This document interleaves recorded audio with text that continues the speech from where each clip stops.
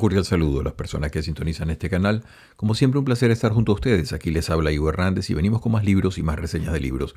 Hoy tenemos uno de los clásicos inmortales de la literatura china, de todo lo que implica la médula de una cultura que tiene miles de años, pero que sus arbotantes, se podría decir sus piedras basales, no son tan antiguos. Es decir, comparados con otros textos, los textos chinos, por ejemplo, en el caso de India se pudiera decir quizás que hay algo más de antigüedad. Los textos chinos tienen alguna antigüedad importante, pero a quien nos vamos a referir hoy es un sujeto que pudiera haber vivido hace aproximadamente 2600 años.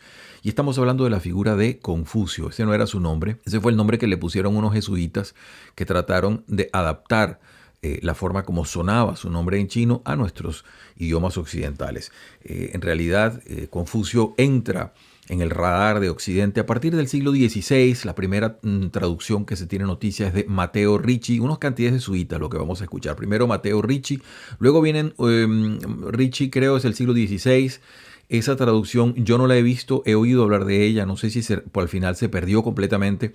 Existen ya de forma más fehaciente los primeros trabajos hacia el siglo XVII, nuevamente son jesuitas, que son las primeras personas que trabaron contacto con las culturas del lejano oriente y que empezaron a vertir todo esto. Les decía que ese no es el nombre porque realmente él se llama Kung y el maestro, se puede decir, y así lo ven los sinólogos hoy en día, con el sufijo Zi, es decir, Z-I. Entonces, Kung Zi, y eso terminó siendo Confucio, que es como le conocemos. El punto es que ahí hay bastante tela que cortar, pero escapa a la capacidad de análisis de esta breve reseña que pretendemos. Y ahí la primera advertencia. Vamos a hablar de Confucio. Esto es un sujeto que, si le damos una o incluso dos reseñas, siempre nos vamos a quedar cortos porque es una figura sustantiva para la cultura de Oriente, no solamente China. Confucio está desperdigado como base o como piedra basal de cultura en Japón, en Corea, en Vietnam, es decir, una cantidad de países en los cuales la enseñanza confuciana se fue desperdigando, se fue regando por distintos factores. Una cosa que tenemos que decir antes de entrarle al tema ya de frente es la cantidad de traducciones. He ido comprando, cada vez que veo una nueva la compro, porque me parece un libro sustantivo que además hay que tratar de comprender. Las traducciones del chino a nuestros idiomas occidentales, sea el inglés, sea el alemán, sea el español, siempre adolecen del trasvase de un idioma que se trabaja con pictogramas y que tiene que llevarlo a una consecuencia silábica. Eso es una cosa compleja que los traductores con mayor o menor talento se esfuerzan por hacer. Les tengo acá varias, es decir, en nuestro idioma, en español, tengo esta, que la hace, por cierto, él dice acá, traducción a cargo de Ziru Shang. Esta es la editorial Herder, se las muestro. Es una de las que uso habitualmente, está bastante bien hecha y tiene un estudio muy a propósito del tema, bien interesante. No es tan económica, pero es accesible. Luego de ella, tengo en español, tengo una interesante porque esta es la de la sinólogo Ana Elena Suárez o Ana Elena Suárez. Ella ha hecho también otras traducciones importantes del chino. En este caso tengo, y fíjense que es interesante ya, vamos a empezar directamente con una de las grandes polémicas. ¿Cómo se llama esto? Porque Confucio realmente no fue que escribió esto. Esto lo escribieron en el mejor de los casos alumnos de Confucio o alumnos de los alumnos de Confucio. Entonces ya por ahí empieza a pasar un poco como los evangelios cristianos, es decir, Mateo, Lucas, Marcos, ¿fueron los que escribieron esos textos? Bueno, muy probablemente no. Esos son textos que se vienen a recoger décadas, si no siglos después de la muerte de Jesucristo. Y en el caso de Confucio pasa más o menos ese problema, que ¿qué es lo que queda al final? ¿Qué es lo que tenemos? Bueno, tenemos una cantidad de textos que se atribuyen a personas que pueden haber conocido a Confucio y ya allí el aspecto filológico entra en juego. Pero fíjense lo que le decía de los títulos. Si usted se fija en este trabajo, va a ver que dice analectas. La analecta es una palabra griega que lo que quiere decir es como una especie de selección de aforismos o selección de frases importantes con contenido filosófico. En este caso, la profesora Ana Elena Suárez se va directamente al título en chino, así se le transcribe en nuestro idioma, Lung Yu, así sería una forma más apegada a lo que quiso decir Confucio. Y fíjense, le pone acá ella como subtítulo Reflexiones y Enseñanzas, también importante y recomendable. Esta es de la editorial Kairos. Vamos a recurrir a todos estos textos. Pasando a otros idiomas, Hay una que a mí me gusta mucho, no es nueva, es de los años 60, 70, la sacó la editorial Penguin y se consigue todavía por allí, sobre todo en libros usados. Es esta que tengo acá, fíjense que pone Confucius de Analects, que es exactamente lo que decíamos, las analectas de Confucio, pero acá esta traducción, porque Penguin ha sacado otras, esta es la de D.C. Lau, ese es el título del traductor. Lau ha trabajado tanto los textos de Confucio como los de Lao Tse. Entonces, yo lo recomiendo muy especialmente. Es una de las ediciones que más aprecio le tengo porque es muy buena, es muy erudita. La introducción que él hace es bien interesante. Ha habido otras, repito, que han venido después. Las que les acabo de mostrar en nuestro idioma son importantes. En materia histórica, una de las antiguas que tengo es la de Wilhelms, el gran sinólogo alemán de hace aproximadamente un siglo, Richard Wilhelms, que usted lo conoce seguramente por las traducciones de Li Qing o de otros textos si ha tenido acceso a ellos, son muy conocidas. Acá lo compré muy económico, vea usted, ahí está el precio, $6.95, y fíjense cómo lo titula. Él no dice Lu Yu, él no dice analectas, él dice la palabra alemana Gespräche, que sería algo así como diálogos. Cosas que se discuten, cosas que se hablan, dichos. Es bien interesante porque ya usted puede ver cómo todos tratan de abordar la enseñanza de Confucio y darle un título al trabajo. Este es los trabajos de Wilhelms, que es un hombre que hizo una enorme cantidad de obras y el trasvase de chino de muchísimos textos fundamentales, es bastante interesante, muy legible. Si hay alguna crítica que se le puede hacer es que tiene algunos términos que los sinólogos no siempre los ven agradables, dicen que hay críticas, etc. Tengo otra muy interesante de un gran sinólogo francés cuyo trabajo fue vertido al español. Y estamos hablando del sinólogo Simon Leys o Simon Leys, no sé exactamente cómo se le pronuncia. Este es el hombre, ese es realmente el seudónimo de Pierre Ryckmans, un hombre nacido en Bruselas. Él escribió la obra en francés y muere en Canberra en el 2014 y lo tengo acá con la editorial EDAF. Como les digo, y les estoy mostrando solamente algunas, tengo muchas más. Tengo otra acá con la traducción de An Ping Chin. Es también fíjense ustedes lo que les decía Penguin. Y es muy interesante porque todos estos textos tienen estudios bastante interesantes tratando cada uno de ellos de la mejor manera de acorralar esa figura compleja, multifacética, poliédrica que es este sujeto Confucio, o lo que sabemos que pudo haber sido este Confucio. Hay otros textos, fíjense, tengo acá el del confucianismo, que es una cosa distinta porque ya estaríamos hablando de la derivación o de lo que se convirtió la enseñanza de Confucio con el tiempo, y está hecho por el profesor Han van Es. Este es un sinólogo importante alemán y tiene una obra acaba de sacar una traducción muy encomiable, muy bonita, con la editorial Beck, pero es algo costosa. Yo todavía no la he podido adquirir, la he visto en la biblioteca, la tuve en mis manos, pero no la he podido adquirir porque todavía es un poco costosa y estoy pensando cómo hacer para, si vale la pena tenerla, etcétera, etcétera. Pero creo que es un estudio muy enjundioso. Cuando les digo si vale la pena, por supuesto que siempre lo vale. Lo que pasa es que quizás el profesor Fanés es más vertido hacia la sinología. Quien les habla está más interesado en la parte política, en la parte sociológica y quizás antropológica del texto. Bueno, entrando en materia, les digo rápidamente, aquí tenemos que echarle un vistazo a la historia de China para ubicarnos en por qué Confucio nos interesa tanto y por qué las épocas en las cuales él transita son tan relevantes. Yo les copio acá y se lo voy a poner en pantalla una cosa que hemos discutido en otras reseñas y es una sucinta información de las dinastías chinas. Y fíjense ustedes, si están leyendo allí pueden ver. La principal que tenemos ahí es la dinastía Xia. Recuerde por favor que quien les habla no maneja el chino, no maneja el mandarín ni el cantonés y realmente trata de pronunciar de la forma en que se le ha oído a otras personas. Luego viene la dinastía Shang. Ambas de esas dinastías existen sobre todo por recopilaciones arqueológicas, sobre todo en el caso de la dinastía Shang, existen conchas de tortuga donde se publicaban o se imprimían, perdone usted, o se grababan algunos textos, algunas frases, sobre todo en términos de astrología, de predicciones del futuro, etcétera, etcétera. Existen sobre todo conchas de tortuga, huesos, etcétera, etcétera. A partir de la dinastía Zhou, que usted puede ver allí, que es una dinastía extraordinariamente larga, usted puede ver 1045 al 256. Incluso hay quienes la ponen un poco después con el surgimiento de la primera gran dinastía, el primer emperador que tuvo China en términos ya grandes, que fue la dinastía Qing, que es en el 221. Esa dinastía Zhou que usted ve allí, fíjense cómo la dividieron ellos, está puesto en inglés, dice allí Western Zhou y Eastern Zhou. La dinastía Zhou del oeste, que es la primera, 1045 al 771, y luego pasa a la dinastía Zhou del este, 256, perdonen ustedes. Y en esa dinastía del este, ambas tuvieron su capital al mudarse una dinastía de la otra. Esa dinastía Zhou del este, que es donde vamos a estar trabajando, tiene una subdivisión hacia el final, cuando empiezan a producirse una cantidad de turbulencias intestinas. Ya les voy a explicar un poquito por qué y les digo más o menos unas coordenadas espaciotemporales de qué era lo que estaba pasando allí. Estamos hablando de la era de los primaveras y los otoños, que están allí 722, 481, y luego la llamada era de los estados combatientes, que es del 403 al 221.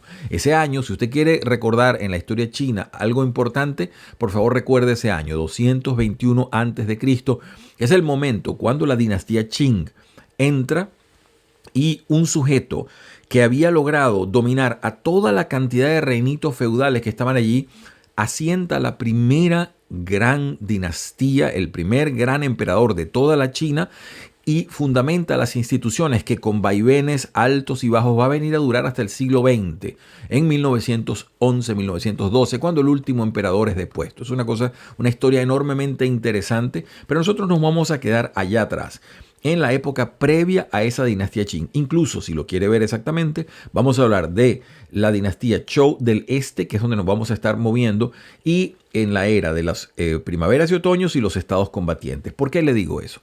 Porque la dinastía del este Zhou empezó a darse con una cantidad de fragmentaciones en donde ya esa dinastía, el emperador o la figura principal, empezó a tener enorme cantidad de problemas con una aristocracia que él ya no podía controlar, y empezó a manejar una subdivisión del territorio en la cual la nominación era lo que le venía quedando a ese debilísima figura imperial, si se pudiera decir así. Entonces se les llama así porque es una época donde China estuvo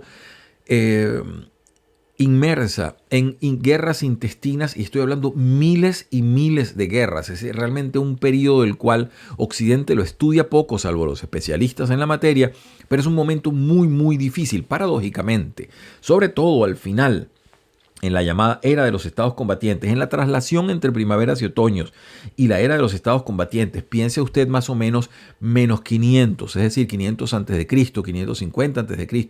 al 450, época paralela casi a lo que pudiéramos ver con Platón, con Sócrates, ese momento de siglo V a.C., más o menos allí.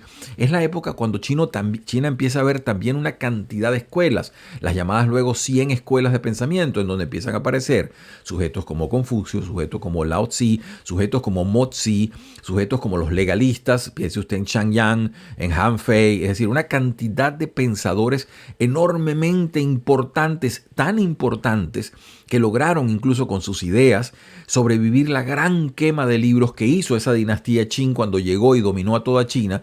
Y ese emperador, que usted lo conoce porque es el que hizo las figuritas de terracota y se murió tratando de buscar la inmortalidad, y su tumba está todavía sellada y no la han podido abrir. Bueno, ese sujeto le pasó lo que le sucede a casi todos los autócratas. Él pensó que iba a inaugurar la historia y lo único que se le ocurrió fue agarrar todos los libros que había y tratar de quemarlos. Y lo hizo en el 213 a.C. Afortunadamente, mucha de esa literatura sobrevivió tanto en la memoria de la gente como algunas tablillas, algunos bambús escritos. El punto es que tenemos lo que tenemos gracias a esa resurrección. El caso de Confucio tuvo mucha suerte. Lo vamos a ver por qué. ¿Por qué Confucio se volvió tan importante? Esa dinastía Qing duró muy poquito. Ese emperador que prácticamente logra con puño de hierro unificar a China, y lo hace de muchas maneras. Unifica la moneda, unifica los pesos y las medidas, hace una cantidad de cosas importantes en términos políticos. Ese hombre ya llega a consolidar el mando en el 221, año sismático que les decía, y dura hasta el 206. Esa dinastía no dura mucho más. Y es sucedida por una dinastía importante, muy sencillo el nombre, Han. La dinastía Han la puede ubicar usted entre el -2, es decir, el siglo II a.C., al siglo II después de Cristo, unos 400 años. Esa dinastía va a tener cosas muy importantes. Ellos van a tomar casi todas las cosas en cuanto a fundación del Estado que ya había hecho la dinastía Qing, se apropian de todo eso, se dan cuenta que es necesaria una cantidad de perspectiva y de forma administrativa para lograr mantener esa consolidación imperial, y adoptan el confucianismo, eso no lo había hecho la dinastía Qing, adoptan el confucianismo como parte de la formación estructural del empleado público. Entonces, China va a ser el primer país que va a sustanciar un Estado. China no va a lograr el Estado de Derecho, eso no lo van a tener. El emperador siempre va a ser un primus inter pares, las leyes no lo van a tocar como tocan al hombre corriente, esa idea del Estado de Derecho no se va a dar tan claramente allí, tampoco va a haber una especie de contabilidad o digamos, llevar cuentas de lo que sucede, donde usted pueda reclamar, todo eso tampoco va a existir, pero sí se va a consolidar una figura como lo más parecido a un Estado en términos de la funcionalidad que tenía. Y para administrar ese Estado eran necesarios los empleados públicos. Entonces, Confucio y los libros que se dice que Confucio compiló, que son 5 textos, ya se los vamos a mencionar, son los libros que pasan a ser la columna vertebral de la formación del empleado público. Y eso se sostuvo, les repito, durante milenios. Entonces, empezaban a darse, y usted lo puede ver en la literatura china, aquellos famosos exámenes donde las personas que eran mejor dotadas o con mayor facilidad de aprendizaje, empezaban a prepararse para los exámenes que se daban en locales, estadales y luego a nivel nacional, a nivel imperial, digámoslo así. Entonces se volvió todo ello y por ello Confucio tuvo la suerte que no tuvieron otros. Confucio se convirtió en esa estructura medular y además después derivó casi en un conocimiento pseudo religioso, como es hoy en día para algunas personas, igual que le pasó a Lao Tse, siendo ellos realmente un texto que pudiera discutirse, sobre todo en el caso de Confucio, nada religioso, una cosa muy realista. Él mismo descarta la presencia de un más allá, se preocupa solamente de la vida y de deducciones éticas que pueden sacarse para hacerlas efectivas en política. A pesar de todo ello, pues derivó en un conocimiento religioso como hoy en día se le maneja. Por eso se llama confucianismo, entre otras cosas. El punto es que, volviendo a lo nuestro, la figura de Confucio es una figura cismática para China porque a partir de ese momento se convirtió en el maestro. Pudiéramos hacer una equivalencia con lo que luego para la iglesia cristiana sería Aristóteles, ¿no? Es esa figura de el maestro, cuyas enseñanzas estaban incluso más allá de discusión y se les tenía como referencia o última prueba. Les decía sobre Confucio para darle unas coordenadas también. Sujeto nace en esto es totalmente inseguro, ya les voy a decir por qué, pero se supone que el sujeto nace en el 551 a.C., muere en el 479. Es la primera biografía que tenemos, es del gran historiador Sima Qian. Si le interesa el tema, por favor, busque esa reseña porque vale la pena conocer. Ese es el sujeto que nosotros lo llamamos el Heródoto de China. Es un sujeto que empieza a compilar la historia de una manera un poco más seria y más certera ya en el siglo II a.C., es decir, con la dinastía Han. Mucho tiempo después, 400 años después de haber nacido Confucio aproximadamente, es que este sujeto se pone a hacer la biografía. ¿Cuán exacta es esa biografía? Pues queda a discreción de quien la lee. Los historiadores la toman, pues por supuesto, con pinzas, rescatan lo que se puede rescatar, saben que estamos trabajando con textos que pueden ser endebles. Y en ese caso, la comparación con Heródoto no es tampoco tan artificial. Heródoto tiene mucha parte en donde simplemente él escuchaba cosas y las vertía y las escribía. Entonces, bueno, Heródoto no es Tucídides, no tiene esa facticidad que puede tener Tucídides cuando plantea los hechos que le tocó vivir o deduce elementos de cosas que estaba viendo, sino que Heródoto copia elementos y bueno, son algunos bastante endebles y se sabe históricamente que son fáciles de contradecir. En el caso de Sima Qian ocurre aproximadamente lo mismo. Sin embargo, es la primera biografía que tenemos de Confucio. A partir de allí, pues otras, pero ya discuta usted pues con qué veracidad. Les decía, muy importante el caso de Confucio. El sujeto nace en Lun, en el estado, yo tengo el pequeño mapita acá, a ver si lo puedo colocar en pantalla. Él nace en el estado de Lu, esto es un estado costero, usted lo puede ver que hace borde con el mar Amarillo, pero muy interesante esto, ¿por qué? Porque es un sujeto que nace allí. Y él va a tener, en alemán se les llama a estos sujetos Wanderdenker, es decir, pensadores ambulantes. ¿Por qué? El sujeto no nace en una de las clases sociales apoderadas, él nace en una clase social medianamente pobre y andaba buscando la posibilidad de aparecer como una especie de consejero de alguno de los reinos que pudiera estar interesado en algún consejero. La palabra filósofo Es algo que se suele decir, no, Confucio fue un filósofo. Y ahí tenemos nuevamente que apelar a cierta etimología y cierta imagen lógica de las palabras. La palabra filósofo, en el mejor de los casos, usted puede hacer la derivación griega y dice, bueno, es una persona que le gusta el conocimiento, por aquello de filos y sofía o sofos, ¿no? Eso es realmente más o menos exacto. Pudiéramos decir, atendiendo a los primeros filósofos que dio Occidente, los famosos físicos, que eran sujetos que trataban de derivar leyes sobre lo que veían, sobre la naturaleza, etcétera, y que, por ejemplo, en el caso de Sócrates, se dedicaban a buscar la verdad, digámoslo de una manera amplia. Por supuesto, esto es bastante superficial como lo estoy manejando, pero tratando de darle una pincelada gruesa al tema.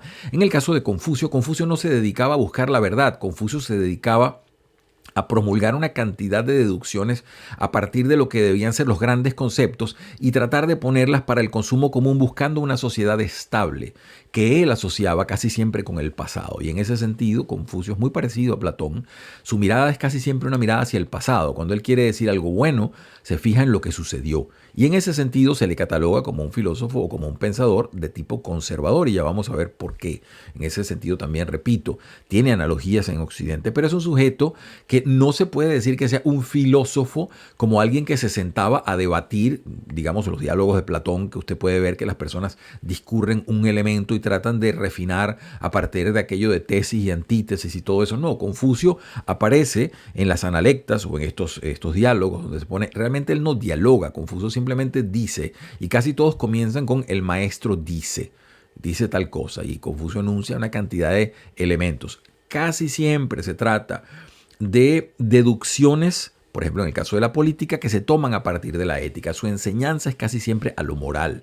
Confucio se ocupa de las costumbres, de lo que es sano y lo que son las sanas costumbres en una sociedad para que funcione bien. Lo importante de Confucio, y eso sí es una cosa en muchos sentidos moderna, es que él coloca el carácter decisorio en el individuo. Es decir, es el deber del sujeto mejorarse, procurar ser lo mejor que pueda. Él tiene que tratar, cada persona, buscar en sí mismo, a partir de las coordenadas de su propia vida y de lo que él sabe que es lo que tiene que hacer, procurar ser la mejor persona posible. Y en ese sentido se descarta de toda una percepción anterior que pudiera ser destinista, donde usted, bueno, estaba destinado a hacer eso, o los espíritus o las fuerzas supranaturales le decidían la vida, una magia, un conjuro. No, Confucio le pone a usted la pelota en la cancha y dice, bueno, ¿qué va a hacer usted y cómo va a hacer lo que usted puede hacer? Hay dos palabras, fíjense ustedes acá, y ya para no hacerlo muy extenso, estoy hablando mucho, pero esto es importante también. Hay dos palabras fundamentales que se trabajan a lo largo de todas estas analectas de Confucio. Son 20 libros, 20 capítulos, si los quiere ver así. Están subdivididos por numeritos, cada uno de ellos, 1, 2, 3, 4, 5, donde dice el maestro dice tal cosa. Pero hay dos palabras que se suceden como las grandes enseñanzas. Son dos palabras muy sencillas. La primera se llama ren, R-E-N, y ren significa algo así como benevolencia, compasión, bonomía. La traducción es múltiple y es variada y distinta, pero es más o menos esa idea: la benevolencia, la compasión, la capacidad de resonar con el dolor, el sufrimiento, las cosas que viven los demás. Y hay la otra segunda palabra que es li. Li sería, en corto, se puede llamar rituales, el ritual. El ritual es la exteriorización de la benevolencia, es decir, usted tiene un sentimiento de resonancia con alguna cosa que está sucediendo y lo expresa a través de rituales. ¿Qué es el ritual para Confucio? En principio es la forma como el comportamiento se diagrama, de forma que todos podamos tenerlo más o menos homogéneamente. Es decir, piense usted, una persona fallece. Bueno, inmediatamente en esa familia se genera una cantidad de rituales que tienen que ver con el duelo. Las personas participan, sabiéndolo o no, de esa cantidad de conductas que están circunscritas en la idea de un duelo. Es decir, inmediatamente se visten de algún color, toman algunas actitudes, hacen una cantidad de conductas. Lo mismo, si una persona, por ejemplo, se va a casar y decide comprometerse, dependiendo de donde sea su cultura, cae en una serie de rituales en donde se compromete con la persona, etc. Es decir, la vida, y le estoy nombrando dos casos muy extremos, pero la vida está circunscrita a una serie de rituales que revisten la importancia de los sentimientos. Idealmente, la ejecución del ritual tiene que ver, repito, con la exteriorización de un sentimiento compasivo, de resonancia, de benevolencia, y esto es muy importante. Creo que tengo todo más o menos claro. Les decía que fueron unos jesuitas los que pusieron a Confucio en órbita para Occidente. Les decía Matteo Ricci. Los nombres de los otros dos, es un italiano el que tengo acá, que se llamaba Interchetta, según lo entiendo acá en el siglo XVII, y uno que se llamaba Ignacio da Costa, un portugués, todos de la escuela jesuítica que fueron a parar allá al Oriente Lejano. Un último punto que les decía, importante esto, lo voy a ver si lo puedo poner en papel para que lo podamos ver. Los 5 clásicos, estos son libros que formaron parte luego del canon que debía memorizarse todo empleado público y sabérselo. Nosotros ya le hicimos la reseña a uno de ellos, se los cito. Fíjense, los 5 clásicos son el Chi Ying o libro de las Odas. Eso está reseñado, si le interesa, por favor búsquelo. El libro de los cantos o libro de las Odas, que tiene que ver con 300 poemas que no se sabe si Confucio mismo compiló. Supuestamente no los escribió él, sino que son muy antiguos, mucho más antiguos que él. Luego viene Li Chi, el libro de los rituales. Chu Ying, el libro de la historia. I Ching, el libro de los cambios, ese lo conoce mucha gente por lo de las líneas continuas y discontinuas y su combinatoria en 64 hexagramas. Luego viene Chung Qiu, los anales de las eras de primavera y otoño. Esos son los textos importantes. Entonces ya tenemos varias cosas, les repito. Ren y Li, dos conceptos fundamentales. Ren, la bonomía, la compasión, la benevolencia. Li, la ritualización, la forma de actuar de acuerdo a cánones prescritos socialmente. Y dos cosas muy importantes que vamos a ver en este tipo de pensadores ambulantes, que son la idea del Tao o Dao, como la gente lo quiera ver, que se conoce como camino, como sentido. Ana Elena Suárez lo traduce como curso. En fin, hay una cantidad de excepciones que es como esa forma de algo que nos indica hacia dónde está la recta ratio, la forma de moverse bien, lo de que hay que hacer adecuadamente. Y luego te, la palabra te, como si fuese té la bebida, te, eso significaría la virtud, la forma virtuosa de comportarse. Entonces, vamos ya, yo creo que vamos a una última cosita que les dejo. ¿Qué personajes intervienen en estos? Es muy interesante. ¿Qué personajes intervienen en estas discusiones, en estos puntos de Confucio, en estas analectas? Bueno, yo los estuve aislando. Lo primero, aparece el maestro, esa figura del maestro. Casi siempre el maestro es Confucio. A veces aparece otra figura por ahí interpuesta, pero casi siempre es el maestro. Luego aparece el sabio u hombre sabio, así se le presenta. Luego el caballero. Esa figura del caballero es siempre la persona que tiene control y dominio sobre sí mismo. Lo usa muchísimo Confucio. Luego viene el hombre pequeño o el hombre vulgar. Luego viene el hombre de calidad y termina con el pueblo. Estos son más o menos los personajes que yo pude atestiguar. También aparecen unos estudiantes de Confucio por ahí con distinta caracterología. Unos estudiantes, unos más brillantes que otros, otros más hablachentos, que aparecen como contrafiguras tratando de preguntarle al maestro sobre una cosa en la cual el maestro luego dice, pues esto es así asado, y lo completa y trata de dar la idea de una manera englobada. Paso entonces ya directamente con el libro. Voy a estar utilizando la editorial Herder, que les decía, que me parece muy apropiado. No quiero para nada demeritar todos los otros que tengo, que son excelentes y hay muchísima tela que cortar. Si me pregunta a mí, les recomiendo cualquiera de los otros. Son bastante diferentes entre ellos. Les tengo acá el Lun Yu de Ana Elena Suárez. Tengo las Analectas de Simón Leys. Todos estos son en español. Esto que les estoy presentando, la editorial EDAF. Esta es una traducción del francés al español, de donde Simón Leys, que es un sinólogo muy reputado, habría hecho la original del chino. Fíjense ustedes, les leo una cosita acá que pone Ana Elena Suárez en la contratapa. Y es muy interesante porque ya aquí nos pone directo en el tema de lo que sería la vida en Confucio. Leo la contratapa de este Lun Yu que tengo a mano y dice así.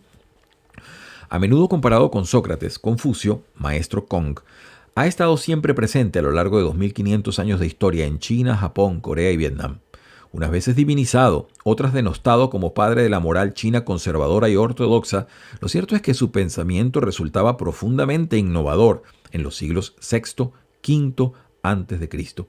En una época de profunda decadencia feudal, justamente lo que le decía, la dinastía Zhou del Este con la cantidad de reinos combatientes y todo eso, Confucio tuvo la audacia de afirmar que los hombres eran, en esencia, iguales, que solo los diferenciaba lo adquirido, y de propugnar un arte de vivir y de gobernar desprovisto de los prejuicios sociales imperantes y exclusivamente basados en la humanidad y la sabiduría, en el desprecio hacia la competencia, en la tolerancia, la flexibilidad y el respeto, en el conocimiento del hombre y de la vía del cielo, o del orden cósmico. Sus enseñanzas nunca fueron fijas ni incondicionales, dependían siempre de las circunstancias y de lo que más beneficiara a sus discípulos, todo lo contrario del dogma en que llegaría a convertirlas la ortodoxia de los letrados que llamamos confucianismo. Muy buena acotación hacia acá la profesora Suárez, muy interesante eso. Y por supuesto al final dice lo siguiente: como Sócrates, el maestro Kong no dejó nada escrito. El Lung Yu recoge aforismos, anécdotas, retazos de conversaciones y atisbos de descripciones, y es el testimonio más fiable de su pensamiento y el de sus discípulos, la obra que mejor nos permite vislumbrar la personalidad y el pensamiento del sabio, despejados los espesos sedimentos con que la posteridad lo ha ido cargando. Sobre todo suscribo esa última parte donde dice cómo la posteridad, recuérdese que cuando la gente dice hoy en día, no, que es que China es un país que tiene capitalismo y comunismo al mismo tiempo, mire, si usted estudia realmente la historia de China, se va a dar cuenta que va a haber, aparte de esa observación que pudiera tener atisbos de realidad actual, se va a dar cuenta que medularmente China es la conjugación de una cultura con apego al confucianismo y también al legalismo. Ambas escuelas, nacidas mucho tiempo antes de Cristo y que han pergreñado y que han influenciado mucha de la acción política de ese país que, repetimos, instituyó la dinastía del Estado, la función del Estado a través de siglos, incluso milenios, y vino desde el menos 221 a.C. hasta prácticamente 1912, con muchísimos cambios y altibajos, pero incólume esa idea de una figura central en el Estado.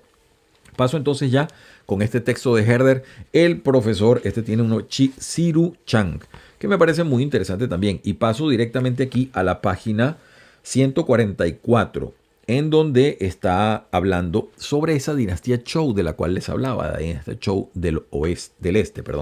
Y dice así: las tierras de Zhou estaban escasamente pobladas y mal comunicadas, además de estar llena de montañas, ríos, lagos, pantanos y selvas, sin una calzada que permitiera facilitar la ejecución de los decretos reales en las regiones apartadas.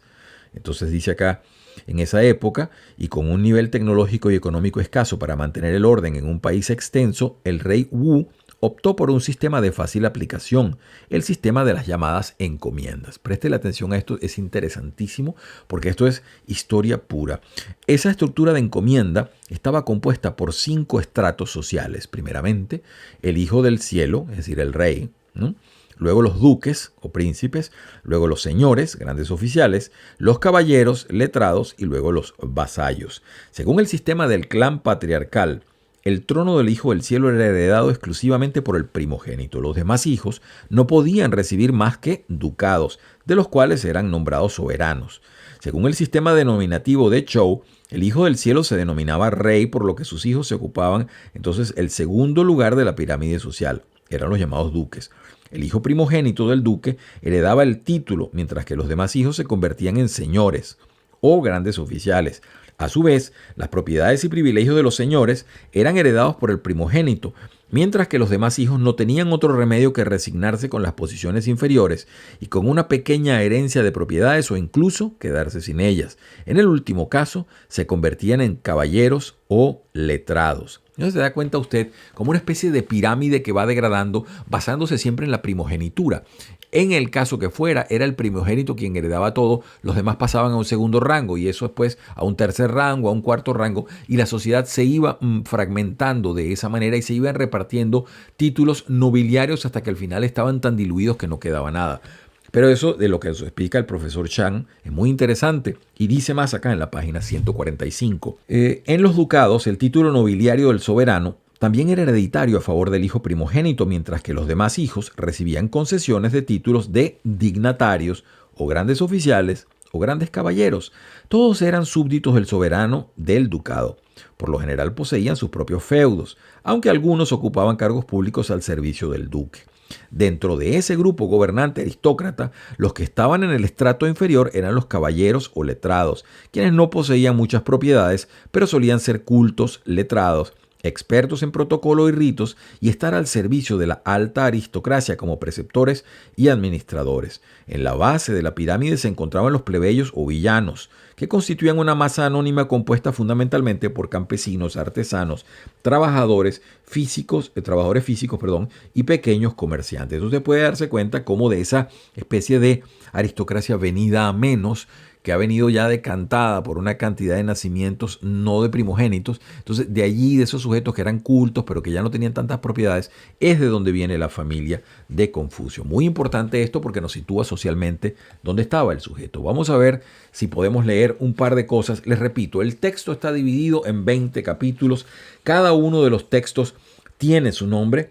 Esto también en las traducciones varía muchísimo. Si les muestro, por ejemplo, la del señor Siru Shang, él le pone los títulos en chino traducido o trasladado fonéticamente a nuestro idioma. Pueden verlos allí. Allí se da usted cuenta, cada uno de los libros tiene un título particular. Él lo hace de esa manera. El señor Richard Wilhelm, por ejemplo, pone para cada uno, porque esos son los capítulos, cada uno de los versículos en los cuales está subdividido un capítulo, le pone un título también. Entonces, eso depende de quién haya hecho la traducción, cómo se haya puesto, cómo lo haya tratado de dividir ese trabajo. En el caso, tengo acá de la sinólogo Ana Elena Suárez. Estoy tratando de buscar un momento acá porque quiero ver el índice, cómo lo dividió ella. No recuerdo en este momento. Ella creo que también pone nada más que el libro del 1 al 20, me parece. No hay, efectivamente, sí. Incluso no les pone el título en chino, sino que ponen números romanos, etcétera, etcétera. Es decir, eso depende de quién haga el trabajo. Lo cierto es que vamos a entrarle ya. Fíjense ustedes, comienzo con lo más importantes. Es decir, de estos 20 libros o 20 capítulos, como usted lo quiera ver, paso entonces a citarle el comienzo, que es muy famoso. Y dice así, página 33. El maestro dijo: ¿no es placentero aprender algo y después ponerlo en práctica a su debido tiempo? ¿No es agradable recibir amigos que vienen de lejos? ¿No es ser un caballero no contrariarse cuando los demás ignoran tus méritos? Ahí empieza Confucio. Sigue adelante en el 1.2. El maestro Zhou dijo: son pocos los que veneran a sus padres y respetan a sus hermanos, pero gustan de ofender a sus superiores. Un hombre que no ofende a sus superiores nunca estará predispuesto a rebelarse. El caballero trabaja en lo fundamental. Cuando ha conseguido lo fundamental, sale naturalmente el camino. Ese es el Dao, ¿no?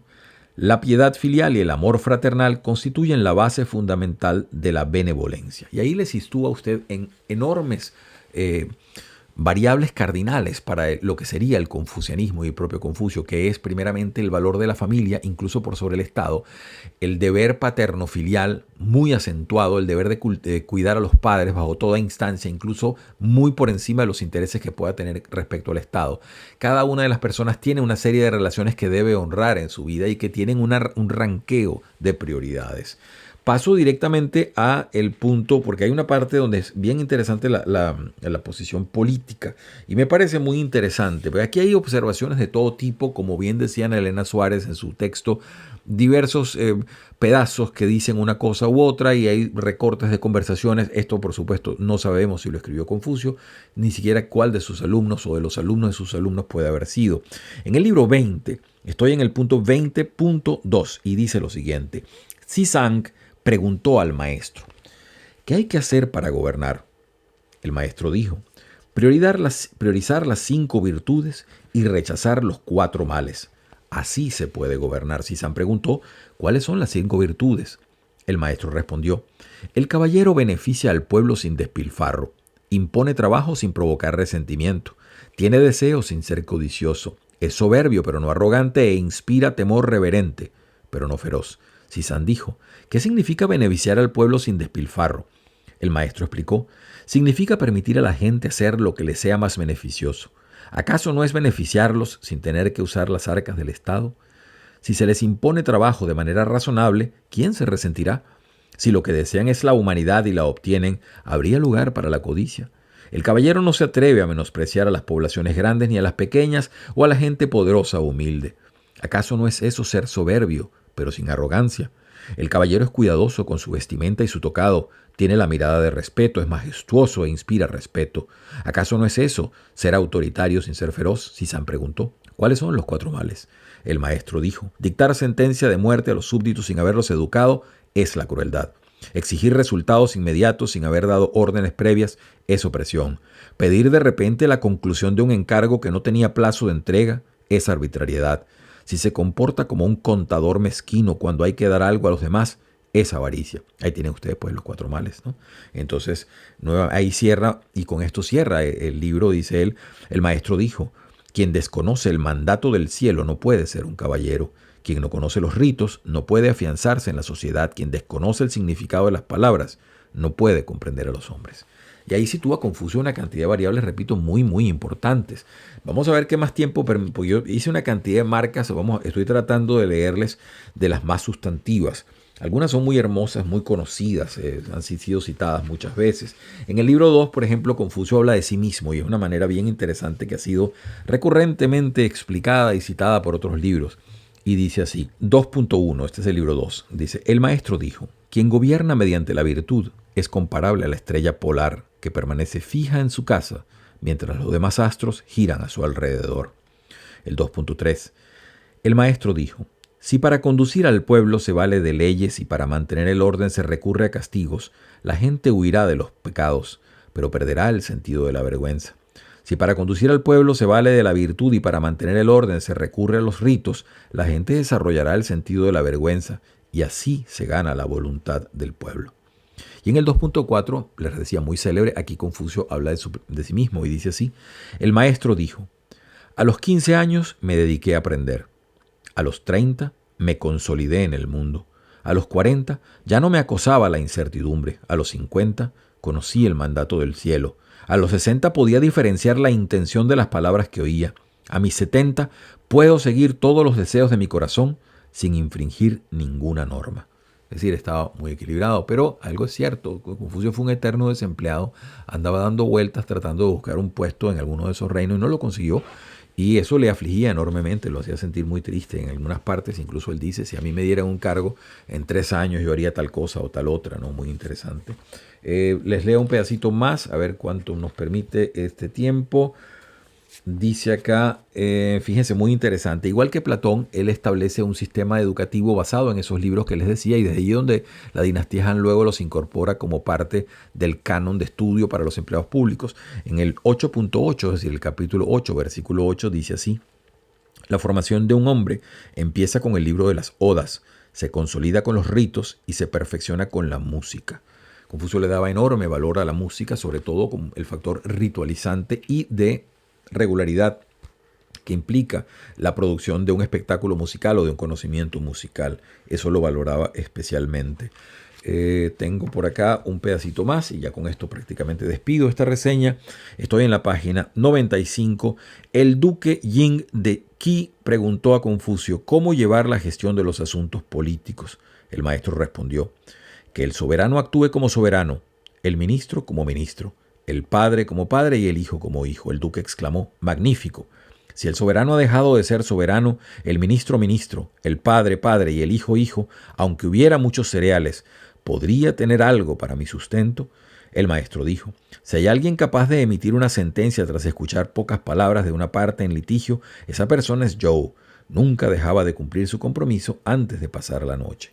Y ahí sigue hablando otras cosas Confucio, pero ese punto donde él dice que el ministro sea ministro, que el padre sea padre, eso algunas personas lo han entendido también como una forma de conservadurismo que establece una especie de limitación de las personas de donde nacieron. Si bien les decía que es el deber de cada persona llevar a ser lo mejor posible dentro de su perfeccionamiento moral, también hay un determinismo en cuanto a la sociedad y a las clases en las cuales las personas nacían, que estaba ya prevista en esa forma de ver siempre el pasado, porque Confucio miraba siempre a los gloriosos tiempos de la primera dinastía Zhou, que él consideraba había sido esa especie de cúmulo de virtudes y cúmulo de buenas decisiones, tanto en materia ética como en materia política.